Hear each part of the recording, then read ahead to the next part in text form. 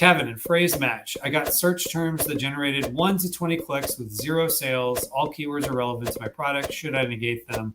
What metric to use to make that decision? Yeah, great question. So once upon a time, back in like 2016, 17, people used to say, if you get 8 clicks and no sales, not even turn it off, just negate it. So I think that's a little harsh. So some of it is you have to look at what is your conversion rate. So let's say your conversion rate on a product is 5%.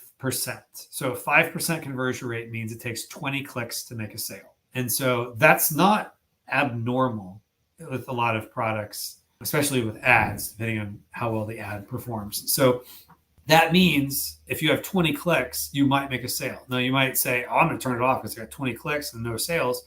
But maybe you would have made a sale on the 21st click and the 33rd click. And so you would have done better than 2 sales and 40 clicks. So you would have actually improved on your overall conversion rate. So I would say, looking more big picture, what is the ads conversion rate for that particular product? And then how many clicks does that take to get a sale? And I would maybe double it. So at least you have some level of data sufficiency, because once you negate a keyword, it's out. I personally prefer to lower bids to like 10 cents sometimes, especially if it's a keyword I really think there's promise in. That's pretty drastic to go down to like 10, 15 cents. I've done it before.